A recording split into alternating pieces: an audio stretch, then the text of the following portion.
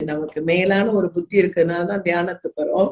தியானத்துக்கு வர்றதுக்கு முன்னாடி நான் என்ன சொல்லி கொடுத்தேன்? மூச்சு பயிற்சி தான். இப்போ நம்ம மூச்சோட தான் உலாத்துறோம், எல்லாம் செய்யறோம். ஆனா அந்த மூச்சை நம்ம கண்ட்ரோல் பண்றோம், ஒரு மூச்சை அடைக்கி உள்ள வச்சுக்கிறோம். அப்ப இந்த மூச்சு பயிற்சி செய்யும் போது உனக்கு சலனம் ஏற்படுதான்னு கேட்கிறார் ஐயா. அப்படி சலனம் ஏற்பட்டால் அந்த மூச்சு பயிற்சினால் நமக்கு பயன் இல்லாம போயிடும். மூச்சு நல்லா இழுக்கிறோம், இப்ப நமக்கு அது ஒரு நிதானம், ஒரு அமைதி, எல்லாம் பேரானந்த தருது.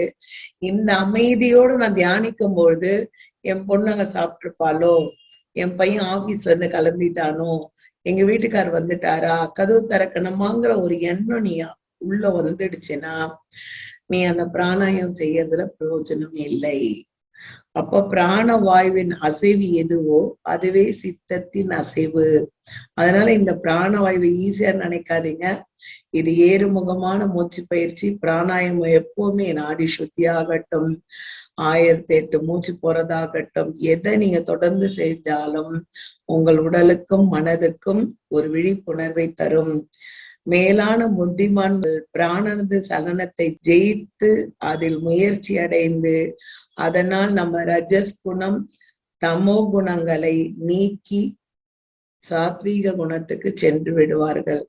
பிராணாயாமத்தில் வெளியில இருக்க மூச்சு உள்ள இழுக்கிறோம் இல்லையா, இழுக்கும் அந்த மூச்சுக்கு பூரகம், அதுக்கு பேரு பூரகம். அவ்வாய் அந்த வாயு இப்போ வெளியில இருக்கிற மூச்சை இழுக்கிற, இது பூரகம். இதை இப்படி நிறுத்துற, இது கும்பகம். இந்த உள்ள நிறுத்துற மூச்சுக்கு கும்பகம். கும்பித்த வாயுவை வெளிப்படுத்துவதற்கு ரேசகம்.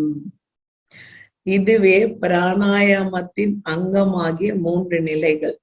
இந்த லட்சணங்களை நாம் கடை கொண்டும் என்று வச்சுக்கோங்க. சூரிய நாடி சந்திர நாடி ரெண்டுத்தையும் கரெக்டான முறையில் நாம் அளந்து மூச்சை வெளியில் விடுவதும் உள்ளே இழுப்பதுமாக சரியான முறையில் செய்தால் நாம் யாரையும் கேட்க வேண்டாம். ஆட்டோமேட்டிக்கா யாரோ ஒரு குருநாதர் உன் இரவில் தூக்கத்திலேயோ இல்லை நீ தியானம் செய்யும் போதோ உனக்கு அந்த சக்தியை கொடுத்துட்டு போயிடுவாங்க.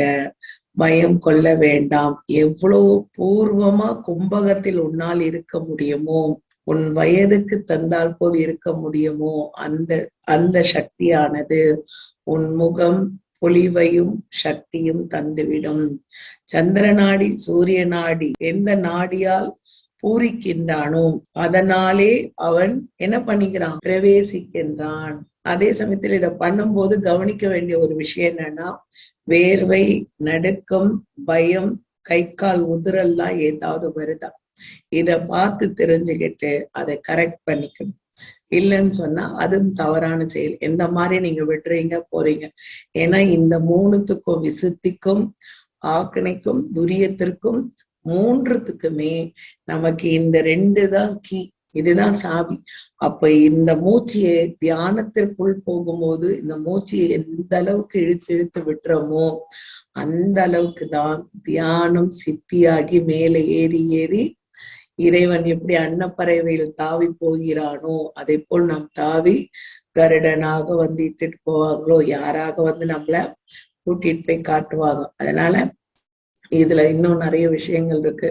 கும்பகத்துல எப்படி நம்ம உள்ள அடக்கி அதுக்குள்ள விளையாடலாம், வெளியில விடுற மூச்சை உள்ள இழுக்காம வெளில நிறுத்தி வச்சு என்ன பண்ணணும், இப்படி எல்லாம் நிறைய விஷயங்கள் இருக்கு. இப்ப நமக்கு இந்த தியானத்துக்கு தேவையானது இது மட்டும்தான். அதனால ரொம்ப கன்ஃபியூஸ் பண்ணிக்காம இதை மட்டும் இப்ப கத்துக்கோங்க. வெளியில இருக்க மூச்சை உள்ள இழுக்கிறோம், உள்ள இழுத்து மூச்சை அடக்கிறது கும்பகம், வெளியில விடுறதுக்கு ரேசகம், உள்ள இழுக்கிறதுக்கு பூரகம். அந்த பூரகத்தை இழுக்கும் போது வெளியில் இருக்க மூச்சை உள்ளே இழுத்து அதை அடக்கிறதா மெயின். விடுறது கூட பெரிய விஷயம் இல்லை. அதனால இந்த 3ஐ நிறைவா மனநிறைவோடு சாத்வீக குணத்துல, சாத்வீக குணம்னா எப்படியோ அந்த குணங்களை ஆண்டுகிட்டோம்னா இந்த 3வது கண் என்பது நமக்கு எத்தனை நாள், ஒரு 10 நாள், 11 நாள், 21 நாள்ல கூட திறக்கும். உடனே திறக்காது. அதனால நாம செஞ்சிட்டு வந்த பூர்வ ஜென்ம பலாப்பலன் அது திறக்கிறதுக்கு முன்னாடி நமக்கு இந்த இடம்லாம் கனமாயிடும், தலைவலி எடுக்கும், வின் இருக்கும். அப்புறம் திறந்ததுக்கு அப்புறம் ஒளி ஒரு லைட் வெளிச்சம் மாதிரி அடிச்சுக்கிட்டே இருக்கும். இதுதான் அதனோட வேலையை தவிர அதுக்கப்புறம் அதுக்குள்ள வேலை வாங்கணும் இல்லையா, திருப்பி அதுக்குள்ளேயே வேலை இருக்கு நமக்கு. அதுக்கப்புறம் அதை எப்படி வேலை வாங்குறது, அதுக்கு என்ன செய்யுது? அதனால திறக்கிற வேலையை மட்டும் இப்ப 21 நாளைக்கு பார்க்கலாம்.